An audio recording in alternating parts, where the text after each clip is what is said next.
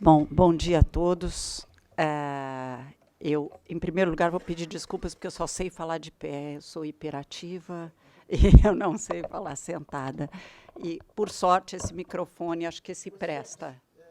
Será que a gente consegue providenciar um microfone de mão, Já. Denise?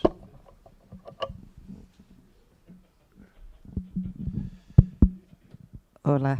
Bom, então, em primeiro lugar... Oi, Gilda. Bom dia a todos e a todas. Eu queria agradecer o convite da agora Fundação Fernando Henrique Cardoso. Fiquei com medo de que tivesse mudado o endereço também, quando eu vi que mudou o nome. E agradecer especialmente o Sérgio, o Jorge, que há tempos vinha me falando que eu tinha que fazer essa conversa, ameaçando praticamente, e aproveitei essas minhas férias e ajeitamos com isso. Eu volto para os Estados Unidos amanhã. Eu não sei se todos sabem, eu estou há 2 anos fora, trabalhando no Banco Mundial, e agora vou passar 6 meses como visiting professor em Harvard Education. Isso tem a ver com um plano futuro de criação de um centro de pesquisa, de um think tank, sobre políticas educacionais. Mas eu não vou falar nisso, porque senão a gente vai gastar o tempo da apresentação contando de planos. O que eu trouxe para a gente começa dessa coisa que eu aprendi nesses últimos anos e que acompanhei muito de perto, que é esse olhar mais global.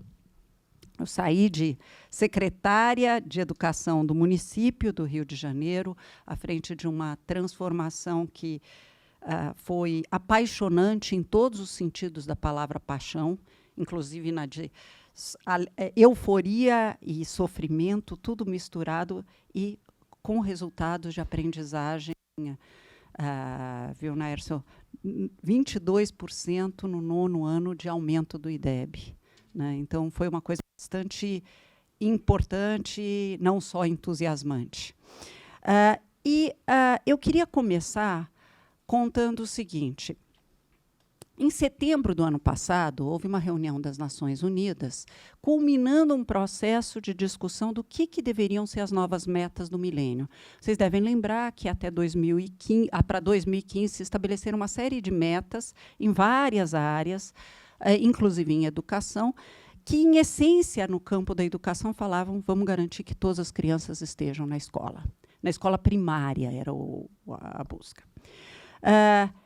Essa meta não foi atingida, mas houve um avanço imenso no mundo em relação a colocar as crianças na escola. A maior parte dos países em desenvolvimento teve um avanço impressionante em garantir acesso à escola primária e o que se chama em inglês lower secondary, que antigamente nós chamávamos de ginásio e agora fundamental 2, um avanço também importante. Mas o que aconteceu nesse período? E é essa discussão que aconteceu envolvendo atores os mais diversos. É que as crianças entraram na escola, mas não estão aprendendo. Né? As crianças estão na escola e não estão aprendendo no mundo em desenvolvimento. Então, só para a gente se consolar que nós não estamos sozinhos nessa situação. Já vou falar um pouco mais disso. E qual foi a meta para ou em português eles traduziram como objetivo, o Objetivo de Desenvolvimento Sustentável 4. É garantir educação inclusiva para todos. Cuidado que isso não é uma repetição, é porque inclusiva em todos os sentidos da palavra, porque você pode ter educação para todos, colocando as crianças Roma, as crianças que antes a gente chamava de ciganas, numa escola, e as outras crianças em outra escola, as crianças com deficiência numa classe ou numa escola e outra. É inclusiva para todos e promover oportunidades de aprendizagem equitativa e de qualidade ao longo da vida. Eu vou dar uma ênfase nessa palavra equitativa, porque há muitos modelos de educação que pensam da seguinte maneira. Eu vou falar também daqui a pouco, já para dar um flash do que a gente vai poder falar. 1930, nós tínhamos 21,5% das crianças na escola no Brasil. No final da década de 60, nós tínhamos mais ou menos 40% das crianças na escola.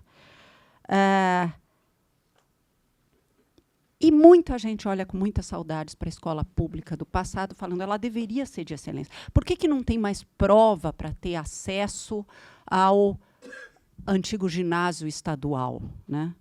Porque isso significa que não será equitativo. Isso significa que a gente vai conseguir qualidade, mas nós vamos conseguir qualidade só para alguns. Indo para frente, esse grande objetivo se desdobra em 17 subobjetivos. Eu não trouxe todos, porque senão a gente vai gastar o tempo discutindo isso.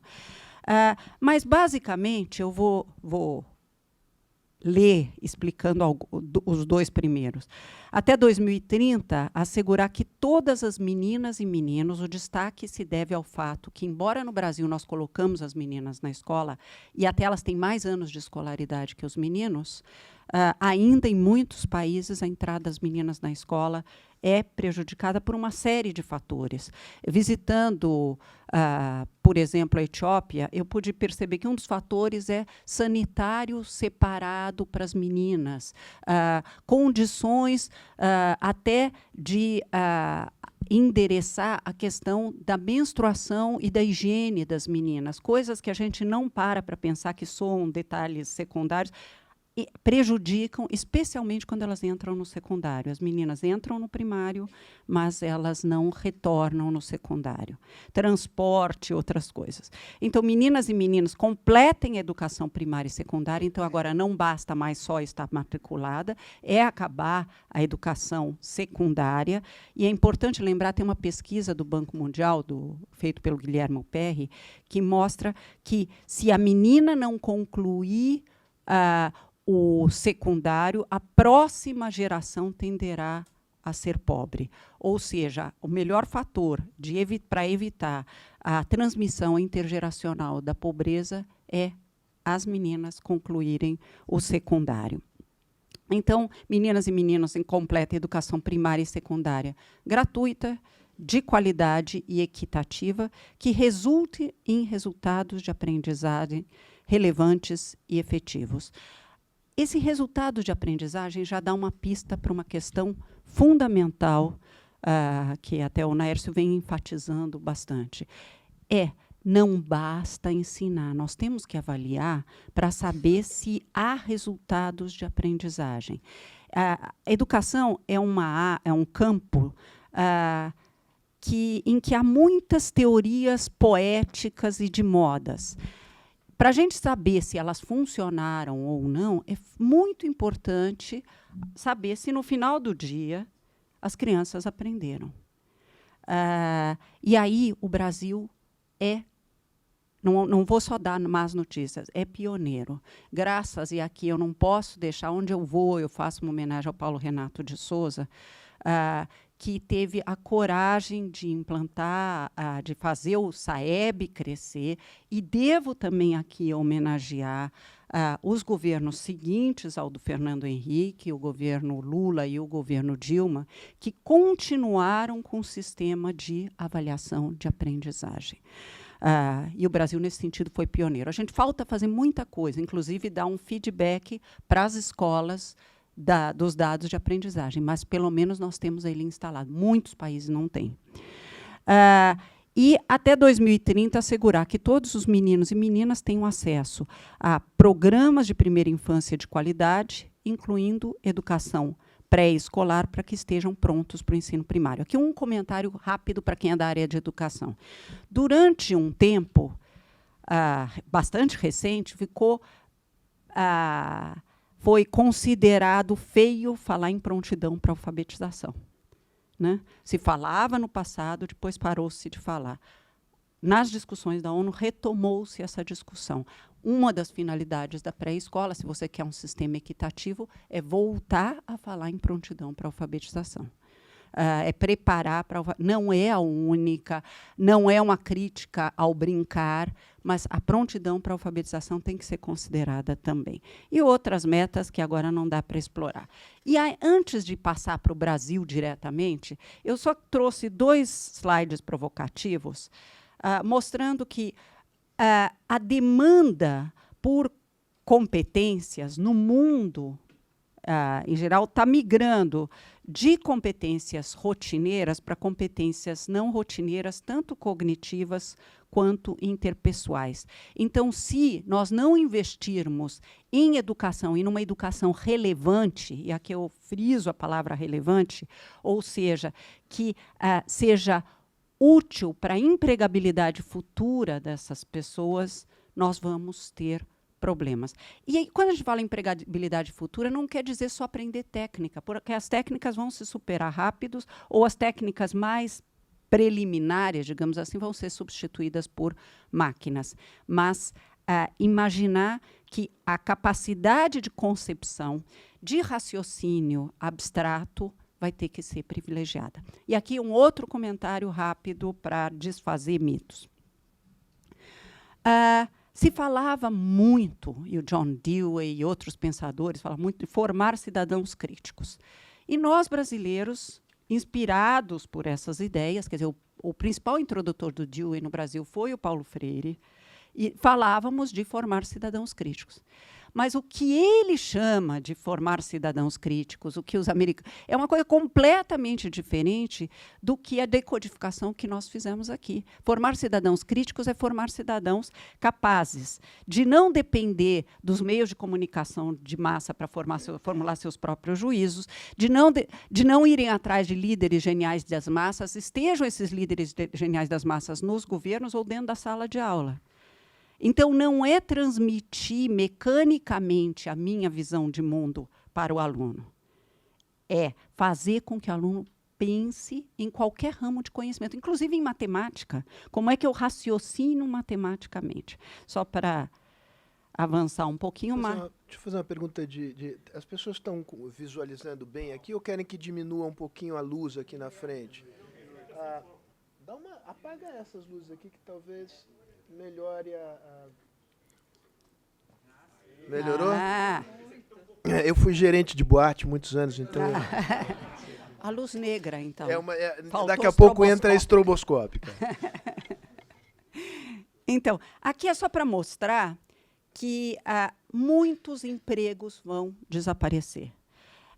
Tem saído artigos incríveis sobre o fim do mundo do trabalho, não chegamos ainda lá, mas muitos empregos estão desaparecendo. Eu sou velha o suficiente para lembrar que a profissão de copydesk desapareceu nos jornais, e não foi a única, né? Eu sou do tempo do mimeógrafo a álcool, essas coisas todas que... mas vão desaparecer. A importância de ensinar a pensar e se reprogramar e ser um aprendiz permanente. Ok. A situação da educação no mundo. Ou eu roubei esse título de um livro do Land Pritchett que chama Schooling is Not Learning. Muito bom esse livro. A escolarização não é aprendizagem. Colocar na escola, como nós fizemos, era bom. Não é que foi um erro colocar na escola, mas ela não é suficiente. Nós temos que garantir a aprendizagem. Daí porque é importante olhar se as escolas, em vez de se tem grandes discussões nos jornais sobre sistemas de ensino, elas têm quadra coberta? É bom se tiver, mas se não tiver também não é grave. Tem piscina? Tá bom, é bom para uma comunidade usar o espaço da escola para piscina, mas isso não contribui, não tem nenhuma correlação com a aprendizagem. O que é fundamental é que as crianças aprendam. Então, acho que a gente deveria ser obsessivo em questão de aprendizagem. E acabar com as duas lógicas. Um dia eu participei de um debate no MEC sobre o currículo do Fundamental 2, e eu vou explicar por que eu estou falando bem nessa transparência. E eu expliquei mais ou menos, eles me pediram para contar mais ou menos o que a gente fez. E naquela visão anti-neoliberal, ou não sei como que eu posso qualificar, uma professora levantou a mão e falou, uma professora universitária, porque eu estava descrevendo o sistema de reforço escolar que nós criamos no Rio de Janeiro. Falou, que absurdo, reforço escolar é coisa de escola excludente. Aí, por minha sorte imensa, uma colega minha, muito séria, pedagoga petista, virou para essa senhora e falou assim: olha, nós duas nos camarada não, companheira, nós nos conhecemos há muito tempo. Os teus filhos estão no Dante Alighieri. Quer dizer que para pobre não pode ter reforço escolar, não pode ter prova, não pode ter nada disso. Mas para os teus filhos é isso que você quer.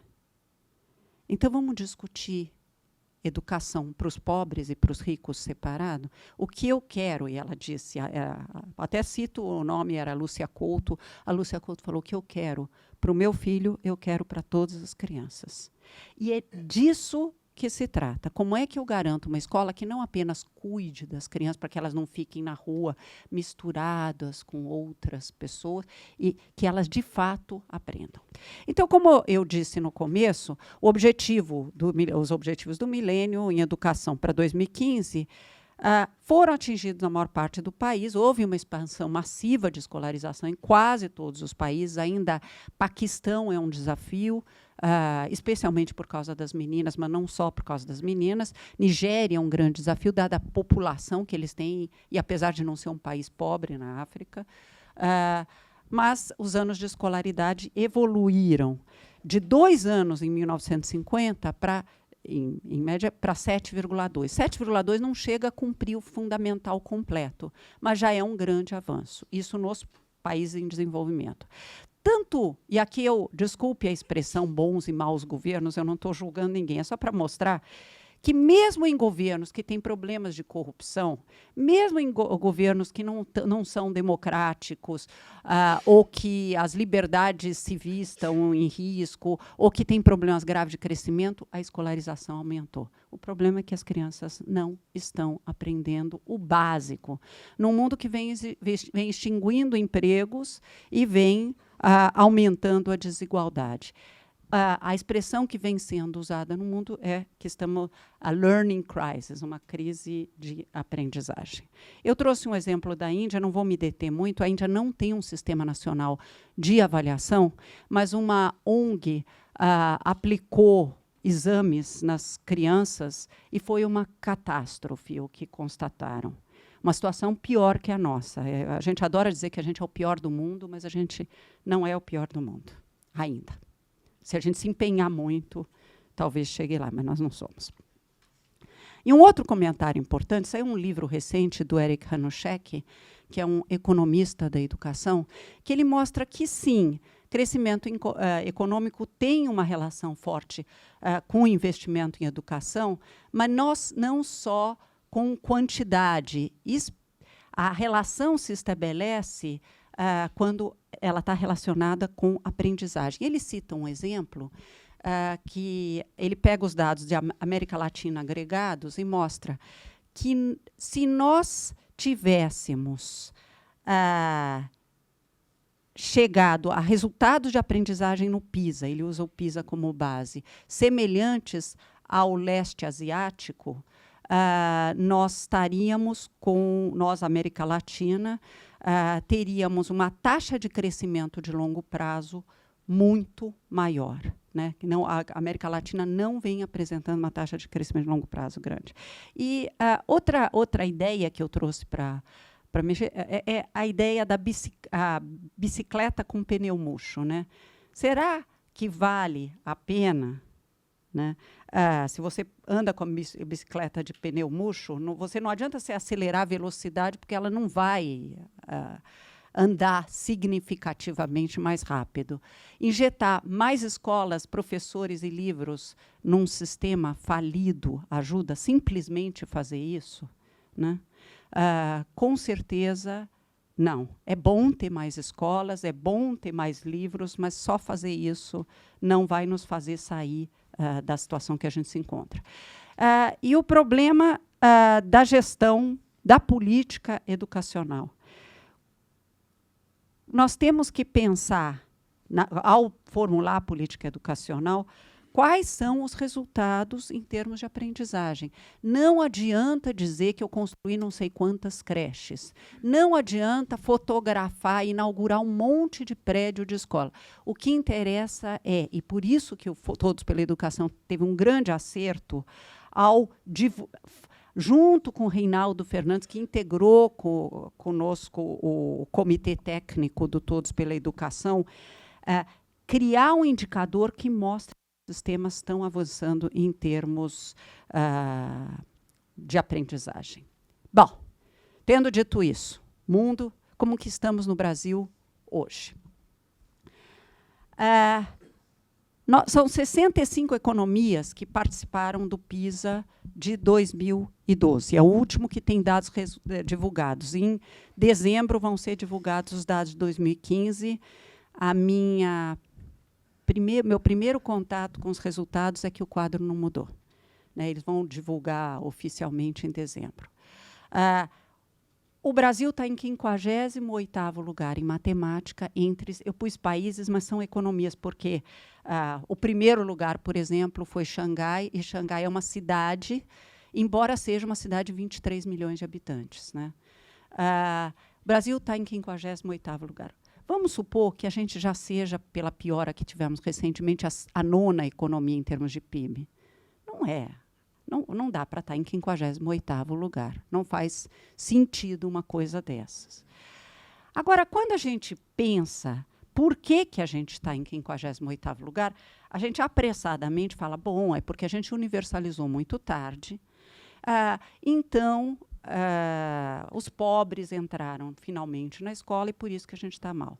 Mas se eu pego um outro recorte, pego os 25% mais ricos da amostra do Brasil no PISA, e comparo com os 25% mais ricos dos outros países, nós estamos em 57º lugar. Ou seja, não é só a escola pública que está ruim. A escola particular também está. E, olha, tem tantas coisas diferentes entre a escola pública e a escola particular. A escola particular pode escolher seus professores, pode demitir se não deu certo, pode fazer uma série de coisas. O que elas têm de comum? Sinto informar que o que elas têm de comum são os professores. E aí vem uma hipótese importantíssima. Será que, provavelmente, nós não estamos formando bem os professores? Não só a atratividade da carreira é baixa, como nós estamos formando mal os professores. Eu, no Rio, ia muito fazer palestra em escola particular.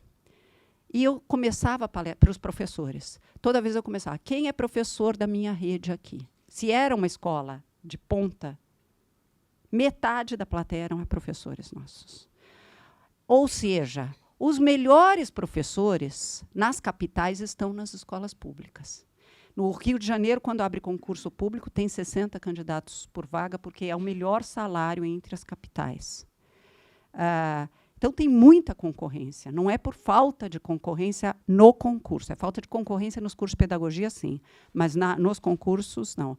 E, no entanto, a escola particular de elite não está indo. E é tão mal que os 25% mais pobres da OCDE estão melhores que os 25% mais ricos do Brasil, contrariando uma percepção que existia no meu tempo, que era que os americanos são péssimos, eles são ruins em educação, sim, comparativamente, mas muito melhores que nós. Ou que os outros países não valorizam cultura ou coisa assim. E que é comparativamente a escola privada brasileira. O desempenho nosso é inferior à média da OCDE, mas nós temos também boas notícias. Nós temos também boas notícias. Nós fomos o país que teve maior ganho de desempenho em matemática desde 2003. Não é porque nós estamos... A gente podia dizer, bom, é porque nós estávamos lá no fim, sempre é mais fácil melhorar quando a gente está lá no fim. Mas o Peru também, ele não melhorou. O Catar também, ele também não melhorou. Tem alguns países que estavam ruins e continuam ruins. O Peru tirou o último lugar entre os 65 países. Lembrem que nós não estamos falando de 192 países, nós estamos falando de 65 economias. Outro dado importante para a gente saber como está é que a taxa de matrícula para jovens de 15 anos cresceu de 65%, que era em 2003, para 78% em 2012, e depois disso cresceu mais, mas eu não tive acesso ao dado mais atualizado. Então, vem crescendo. Os nossos jovens têm terminado o fundamental e há uma correção da defasagem de idade série e eles estão entrando no ensino médio e muitos não, uma parte concluindo. O acesso ao fundamental é quase universalizado, grande defasagem de idade série ainda persiste, especialmente nas escolas públicas, especialmente em determinadas regiões, ou eles entram mais tarde, ou há ainda um índice de repetência grande. Agora, eu vou dizer que o índice de repetência mais alto é no primeiro ano de médio, por várias razões. E a principal, e antes que a gente diga que eles repetem e eles abandonam porque o ensino é chato, o que não deixa de ser verdade, é também porque sentem que não estão aprendendo, que tem defasagem. Quando a gente vai praticar um esporte e sente que não tem aptidão para aquele esporte, a gente abandona. A mesma coisa acontece com a educação. E aí eu queria só saudar um artigo interessantíssimo que saiu recentemente do Roberto Lobo sobre grit, a nova onda na educação. Não é a nova onda, mas grit é sinônimo de persistência, persistência mais paixão. É garra, né? O que a gente chamaria aqui de garra, que é a importância de instilar nos jovens garra para o processo educativo. Vou falar disso um pouco mais para frente. O aprendizado é profundamente deficiente em matemática e português, e eu queria aqui também fazer uma defesa de por que essa ênfase em português e matemática. Se um jovem não lê bem e interpreta bem dados, ele não vai bem em história, ele não vai bem em geografia, ele não vai ser um leitor autônomo. Se ele não sabe matemática, se ele não tem raciocínio matemático, porque é diferente decorar algoritmos e saber aplicar em 40 exercícios idênticos, mas se ele não sabe matemática, ele não vai saber comprar crédito, ele não vai entender o que os políticos prometem, redução da taxa de não sei o quê. Só para dar um dado, na Prova Brasil de 2005, apareceu que 65% dos jovens de 9º ano não sabem porcentagem. Portanto, nem entenderiam essa notícia. Né? Porcentagem. O aprendizado é deficiente e analfabetismo funcional de 27%.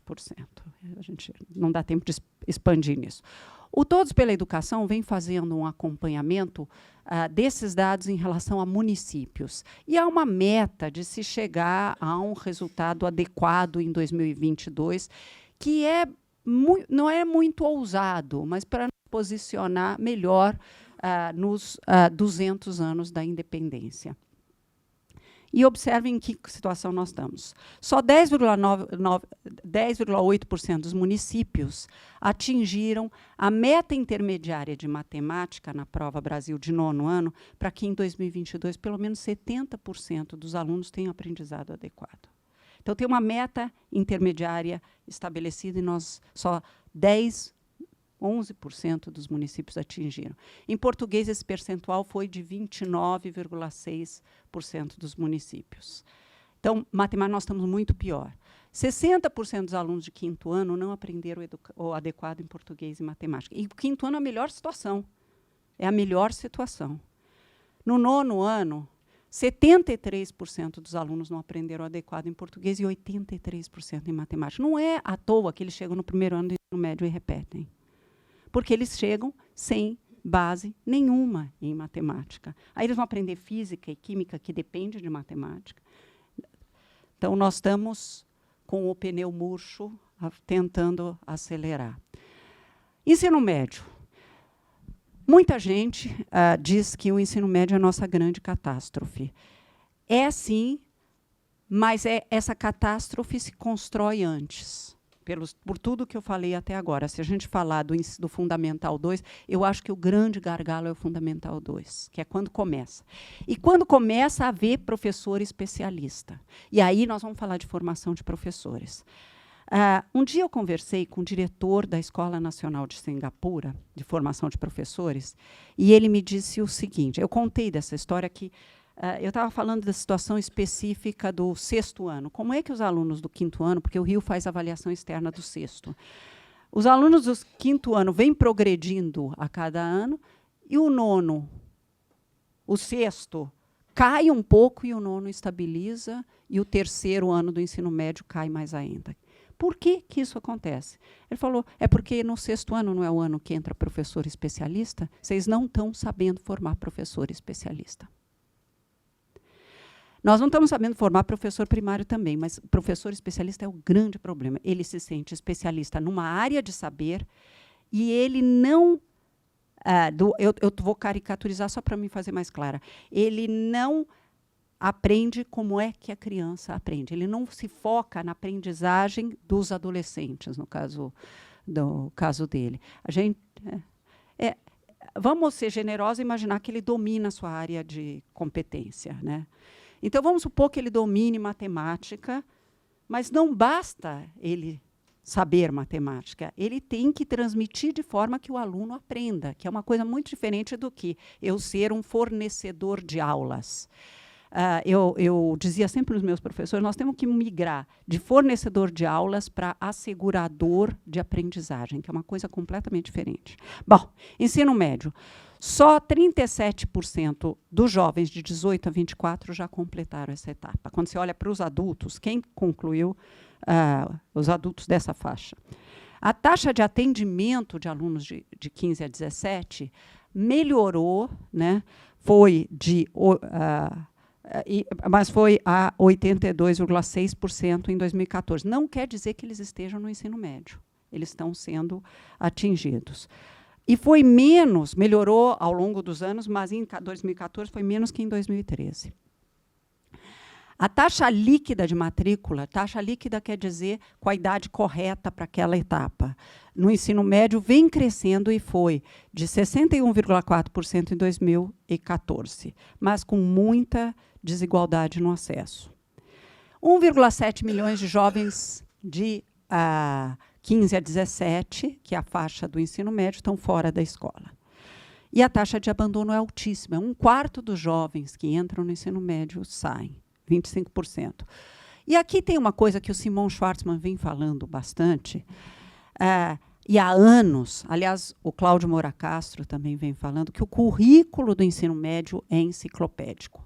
Quando a gente acabou com o vestibular e substituiu pelo Enem, um passo foi dado, porque o Enem não é tão enciclopédico. Mesmo assim, o currículo continua sendo enciclopédico. São 13 disciplinas obrigatórias e cada corporação briga para expandir suas áreas.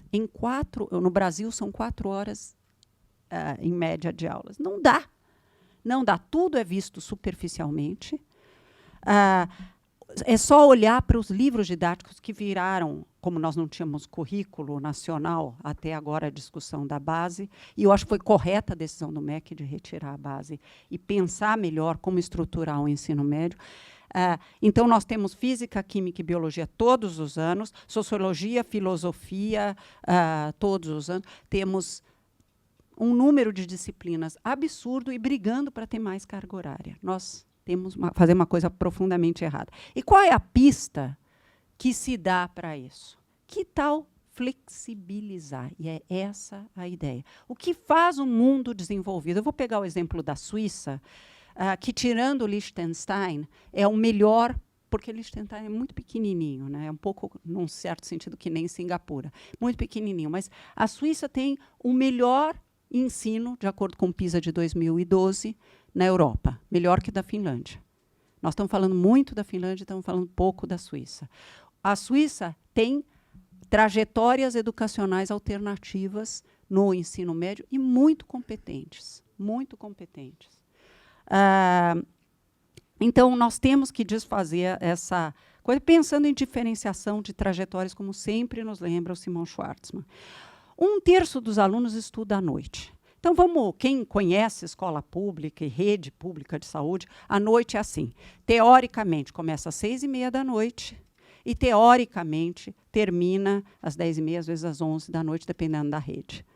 6h30, nenhum aluno, ou a maioria dos alunos, não chegou. Né? Então, eles chegam mais ou menos 7h15, os que trabalham, vindo do trabalho. O professor também chega atrasado, porque ele está dando aula em outra rede, num outro horário. Depois, às 10 horas, ninguém mais consegue se concentrar. Isso é um arremedo de ensino. Então, as horas-aulas são achatadas e a evasão é muito maior. Só 3,5% dos ingressantes na FUVEST saíram do noturno. Esse dado, para mim, me impressiona.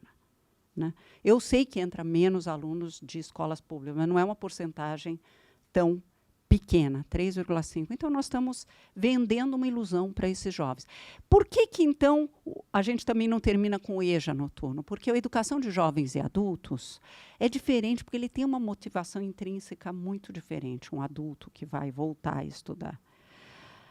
O IDEB do ensino médio é de 3,7 numa escala de 0 a 10. Muito baixo. Eu acho que eu vou pular a educação profissional, porque senão a gente não chega lá nunca. Mas também não estamos bem, né, na educação profissional. Um dado de financiamento, o investimento em educação é 6,9% do PIB, o último dado que eu consegui. Duplicou entre 2000 e 2011, investimos mais que a média da OCDE, o que é correto investir mais que a média da OCDE. O que acontece? Quando você ainda não tinha universalizado, quando você tem que formar mais professores, quando você está nesse estágio, você tende a investir mais. O Japão, depois da Segunda Guerra, investiu até mais que a gente, como porcentagem do PIB, depois que com a transição demográfica foi reduzindo. Mas, no entanto, o gasto público é de 12,4 mil dólares no ensino superior, excluindo a pesquisa, 2,7 no ensino fundamental e 2,1 na educação infantil. Ou seja, o fato de que a gente gasta uma porcentagem tão alta do PIB está mais relacionado à universidade do que aos grandes gargalos que nós temos. A universidade, eu queria fazer 2 comentários. A primeira é que, sim, aumentou muito o acesso à universidade. Segundo, que não é um erro expandir o acesso à universidade, porque às vezes a gente acha que temos que favorecer o ensino técnico em detrimento da universidade. Nós ainda temos uma população universitária pequena, comparativamente a países de mesmo grau de desenvolvimento. Nós temos que expandir o ensino técnico e temos que expandir o acesso à universidade. A desregulamentação da década de 90 permitiu uma expansão grande do número de vagas ofertadas pelo setor privado. Isso foi muito positivo. Em segundo lugar, o ProUni, que é o maior programa de voucher, trata-se de um voucher. Perdoem-me os ministros, a heresia, mas é um programa de voucher. O ProUni ajudou, a neoliberal, ajudou o acesso à universidade a aumentar. E isso é positivo. E o FIES também é um fator positivo. O que precisamos cuidar com a universidade? A relevância dos currículos. Nós estamos formando para que mercado de trabalho. E aqui um outro comentário importante. Discute-se muito, até falei para o Sérgio, antes da gente começar, que existem pessoas dentro da universidade que falam é errado educar para o mercado. Antes que a gente...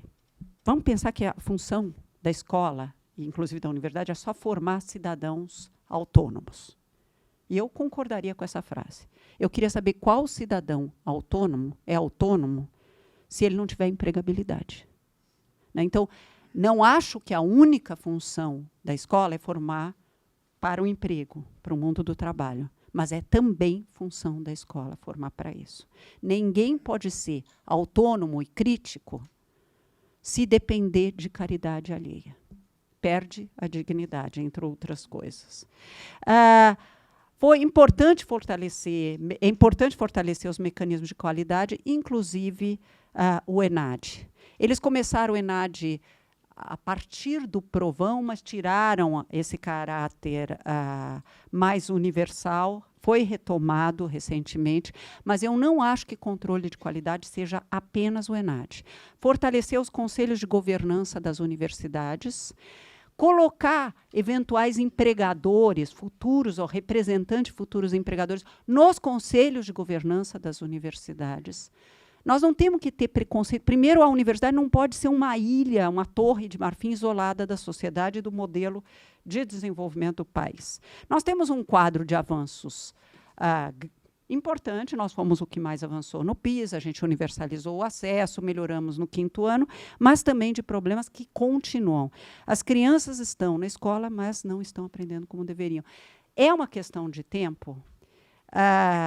Se for, nós precisamos pisar no acelerador. O que falta fazer? 2 exemplos internacionais. A Finlândia, que é uma sociedade coesa, protestante, portanto, o pai lê a Bíblia e as crianças veem eles lendo a Bíblia, etc. Então, portanto, que a leitura é uma coisa clara. Nem sempre foi excelente em educação. Há cerca de 45 anos, eles tomaram consciência de que a educação não era do padrão que eles esperavam. E criaram um projeto nacional de transformar a educação. E sabe por onde eles começaram? Pela universidade, na formação de professores. A crítica que eles fizeram foi uma guerra com a universidade, não foi uma coisa pacífica. Aliás, transformar não existe sem um pouco de briga. Quem tem um pouco de medo não deveria se meter em política pública. Porque transformação contraria interesse. Tem que saber como fazer a transformação. Mas transformar demanda energia, garra, grit. Né? Eles fizeram o seguinte. A percepção deles é que os professores... havia pouco rigor na seleção de professores e que a universidade formava os professores com um curso básico de humanidades. Era assim que se formava professores. Vou trazer para nós 1 minuto isso. Imagine alguém formar um médico da seguinte maneira. Eu dou um curso de História da Medicina, Sociologia da Medicina, Filosofia da Medicina, Psicologia da Medicina, e depois eu coloco um paciente na frente desse médico. Não vai funcionar, e ninguém pensa nisso. Engenheiro. Então, em vez de ele aprender resistência de materiais, aprender essas coisas, ele aprende só filosofia da engenharia, ou vamos ser generosos, física, teórica, coisas desse tipo, só. A gente faz isso com a formação de professor. Sinto muito, quando a gente migrou do normal, da escola normal, para a universidade, nós deixamos de fazer uma coisa. Foi correta a decisão. O que nós deixamos de fazer é transformar a universidade para que ela prepare novos professores. A Bernadette Gatti, lá da Carlos Chagas, vem dizendo isso bastante, e nós precisamos agir. E eles fizeram isso. Só que eles fizeram na forma de mestrado profissionalizante. E deu certo. Deu certo. Então, quer focar em fundamentos? Faz na graduação e faz um mestrado profissionalizante, exige mestrado profissionalizante para ser professor. É uma ideia. Outros que fizeram um projeto nacional de transformação da educação foi a Coreia. O Japão também. Quer dizer, o Japão, que perdeu a guerra, focou em criar um projeto nacional de transformação de educação. Eu sei que muita gente gosta do PNE, eu acho que era o consenso possível, mas isso não é um projeto nacional de transformação da educação. Um projeto não é, a gente não faz pegando qual a demanda dos professores de história, qual a demanda dos professores de arte, qual a demanda, e depois transforma. Eu estou exagerando só para me fazer clara. Transforma isso num plano. Mudar a formação e seleção de professores. Tornar o curso de pedagogia, as licenciaturas, mais profissionalizante, fazer uma atualização constante dos professores. Eu assisti aqui no então Instituto Fernando Henrique Cardoso, Thomas Kean, de Harvard, falando, e ele disse, a maior parte do dinheiro de formação continuada em serviço que a gente faz com os professores é dinheiro rasgado. E por que ele dizia? E o que ele colocava como alternativa? Melhorar o estágio probatório, o processo de seleção em estágio probatório, e fazer uma série de coisas que a gente não faz, e que eu vi sendo feito na Coreia. Como é que um professor aprende? Educação é um trabalho de equipe. É a equipe estudando junto, observando sala de aula dos seus colegas, observando sala de aula enquanto ainda está na faculdade fazendo o curso de pedagogia. O que os professores estão acertando e no que eles poderiam fazer melhor. No Brasil, ainda a sala de aula é um santuário, ninguém pode entrar dentro. O diretor se sente inibido em entrar na sala e invadir a privacidade do professor, como se aquilo fosse um ato pessoal e não um processo transformador de vidas de indivíduos. Então, nós temos que pensar numa atualização constante, não só por meio de palestras motivacionais para os professores nas semanas de educação, no dia do professor, mas por meio de coisas bem concretas, que enderecem as dificuldades da sala de aula.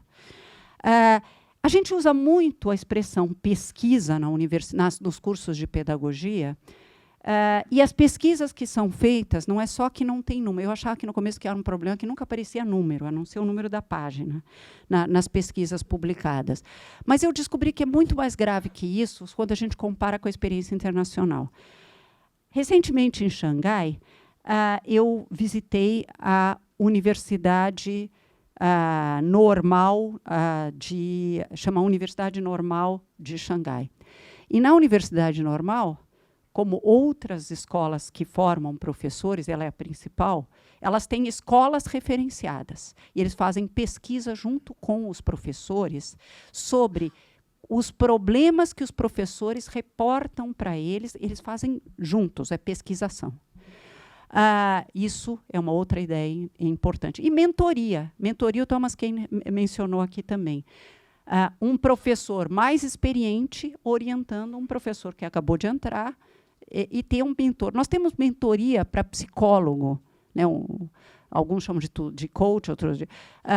por que não podemos ter para um professor? Não só no começo da carreira, mas depois também. Investir em educação e saúde da primeira infância, se eu tivesse mais tempo, eu fazia toda essa apresentação só sobre primeira infância, que é fundamental. Avançar na implantação da base comum curricular.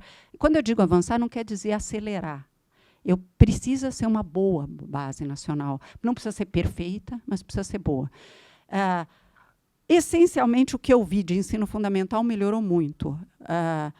Mas educação, a versão que nós estamos, na primeira infância, é um sambando na maionese, fala e não diz nada.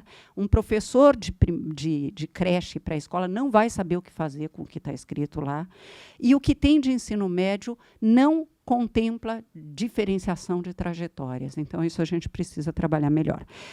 Introduzir a avaliação formativa. O Brasil avançou muito em criar um sistema nacional de avaliação, mas leva os resultados da Prova Brasil de 2015 não foram divulgados até hoje. Vai ser divulgado em novembro. Normalmente é em agosto. Eles estão dizendo que vão divulgar só em novembro. E contrariando, e agora eu estou brava com esse, até falei para o ministro recentemente isso, semana retrasada, porque a ideia da divulgação do IDEB era para constranger governantes que não fizeram a coisa certa em educação. Se você vai divulgar depois das eleições, você perdeu uma chance histórica. Mas tudo bem, vamos avançando. A Prova Brasil é cada 2 anos. Ela é cada 2 anos. No ano ela teve em 2015, vai ser 2017. O que não teve dinheiro para falar, eles disseram, foi a ANA, a avaliação de alfabetização, que eu acho que a história é outra. Mas vamos lá. A avaliação formativa quer dizer aquela avaliação que o professor mesmo aplica e que ele tem tempo de corrigir o seu processo de aula, a cada etapa. No Rio, nós introduzimos como provas bimestrais, unificadas, é formativa, mas é unificada. Mas na era do computador, a gente pode ter um banco de itens e rapidamente o professor tem um retorno de se estão aprendendo ou não. Há outro comentário que eu queria fazer, eu ainda tenho tempo? Vai contando aí, só para ver se eu... Você acha razoável mais 5 minutos? 8. Tá bom. É a questão da autonomia. Eu pus autonomia versus integração para dizer o seguinte: tem que ter um equilíbrio entre essas duas ideias. É importante o professor ter autonomia. E por que é importante? Porque o processo educacional é um processo profundamente humano, de interação entre o professor e o aluno. Se eu prescrever cada etapa, naturalmente que essa relação se empobrece. Tendo dito isso, eu vou para um outro nível. A autonomia da escola é importante? Sim, a autonomia da escola é importante, especialmente a autonomia de gestão. Se para cada computador que quebra eu tenho que mandar para o órgão central, eu estou lá numa cidade interior, eu tenho que mandar aqui para consertar, isso não funciona direito, né? Só que se a gente não ponderar isso com uma outra ideia, que é são redes de escolas, não são escolas isoladas. Nas escolas públicas, você tem, por exemplo, lá no Rio de Janeiro, quando eu saí, tinha 1.075 escolas, fora 400 e poucas creches. Se eu lido com cada escola, se ela fosse uma realidade isolada, eu perco sinergias, a possibilidade de sinergias. Então, não há que se pensar em autonomia em relação a tudo. Existem pessoas que defendem autonomia até para bolar o currículo. Eu acho isso não só pobre, mas isso tira a chance de equidade. Por quê? E é em cima disso que muitos constroem. A escola no bairro de classe média, eu dou alguma coisa. A escola da Maré, coitados, eles estão sujeitos a tiroteios. Então, qualquer coisa que ensinar vale. Não! Senão ele nunca vai sair dessa realidade. Eu tenho que ser mais exigente. Exigente não quer dizer reprovar. No processo de ensino, com aquelas crianças que mais precisam. Porque é a única chance que ele vai ter na vida. Então, é fundamental ter o mesmo currículo básico para todos, com possibilidades de diferenciação num processo humano da relação do professor com o aluno. Então, o professor tem que ter autonomia não em relação ao currículo, a escola tem que ter autonomia não em relação ao currículo. As expectativas de aprendizagem são aquelas dadas. Se ele descobre uma maneira muito mais interessante de cobrir essas expectativas de aprendizagem, fantástico. Mas ele se referencia a essas expectativas de aprendizagem. Um dia eu conversei com a ministra de Educação da Finlândia. E eu estava perguntando uma coisa, porque eles têm não só um currículo muito claro, como é um ministério que compra os livros. Não tem essa coisa que nós temos no Brasil, que é o professor que escolhe o livro didático. E aí eu perguntei, mas por que o ministério compra o livro? Porque senão a gente não constrói equidade. Foi a frase da professora, da ministra, que é professora.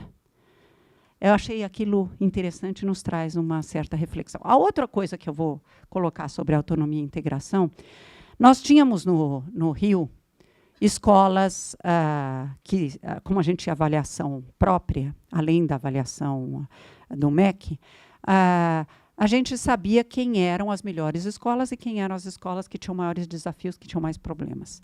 E a gente adotou uma estratégia que funcionou muito bem, que era de parear, de colocar como escola, a gente chamava na linguagem carinhosa lá da rede de escolas madrinhas.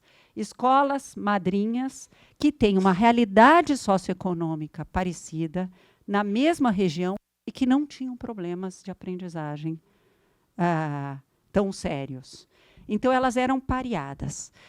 E uma das coisas mais bonitas que eu vi acontecer, uma das escolas que foi pareada, porque teve um desempenho péssimo em 2010, no ano passado, quando divulgaram o IDEB a prova Rio Não, foi o IDEB. De 2013,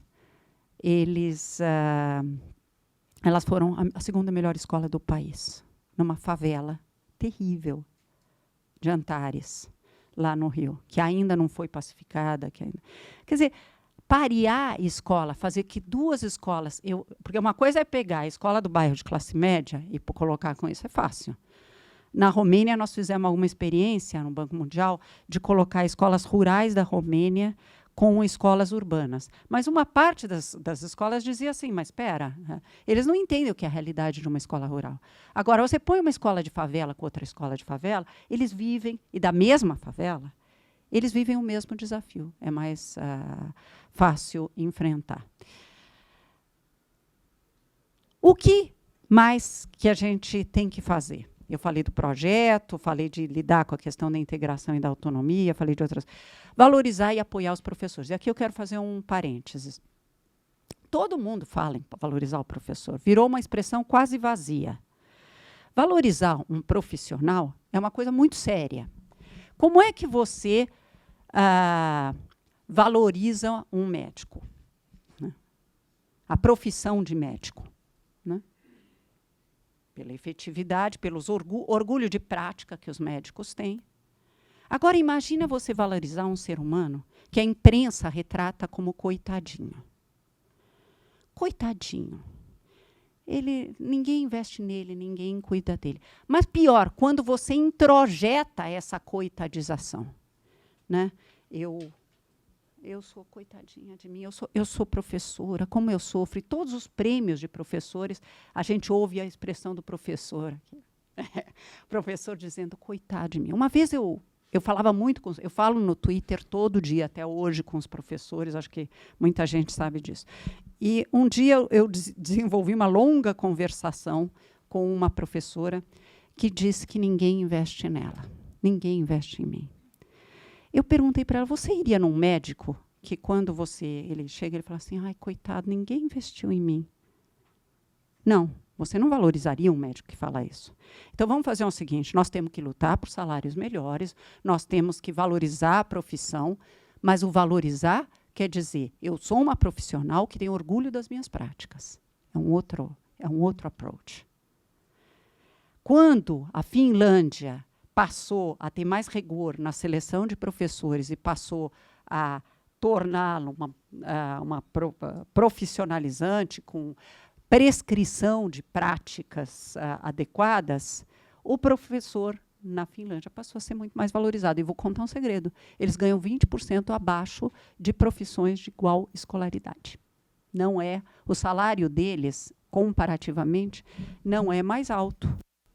Então, não é o mais alto salário na Europa e pegando o norte da África, que foram as escolas, é o do Marrocos, que tem uma das piores educações. Então, não estou dizendo com isso que salário não é importante. Salário é importante, sim, para estabelecer a atratividade inicial da carreira e também para reconhecimento de uma profissão importante. Mas não é só o salário. Então, valorizar e apoiar o professor. Se o professor tem essa formação precária, o Gustavo Yoshpe dizia, não, enquanto não trocar todos os professores, mudar a forma de... não dá para fazer nada. Eu acho que dá. Eu acho que dá. Então, se o professor é mal formado, e eu não estou falando que todos são, mas nós temos uma porcentagem grande pelo Brasil afora de professores mal formados. O que você pode fazer para ajudar esse professor, que ele é mais vítima do que causa do problema? Né? Ele já recebeu uma formação precária inicial. Inicial, eu digo, desde o ensino fundamental, porque hoje, dada a baixa atratividade de salários, são não só os alunos, os 25% piores do ensino médio, que na média vão ser professores, como são de um meio social muito semelhante aos alunos das escolas públicas. Mas ele precisa ser apoiado. Ele precisa ser apoiado com o quê? A Paula Lozano fez uma pesquisa para a Fundação Lehman, que mostra que os municípios que usaram sistemas mais estruturados, quer dizer, apostilados, com um treinamento associado a isso, se saíram muito melhor na Prova Brasil.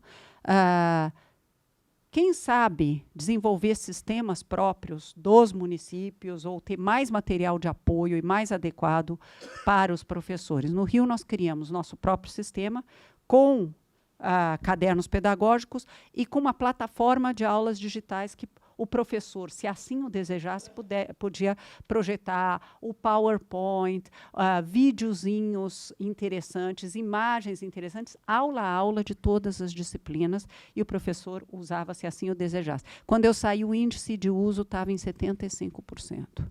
Então, dá para fazer alguma coisa interessante de apoio para esse professor. E o interessante é que eu sempre achei que isso era importante, porque nossos professores têm uma formação precária. Quando eu fui em Xangai, eu assisti aula em inúmeras escolas. Primeiro lugar no PISA, professores fantasticamente preparados.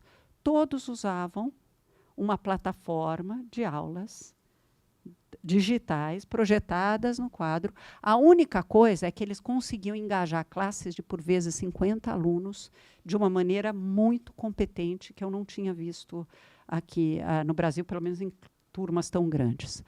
Criar um sistema, estabelecer trajetórias educacionais alternativas, tanto no ensino médio quanto para os mais velhos do ensino fundamental, criar sistemas de reforço escolar. E agora vamos também parar de poesia num certo sentido.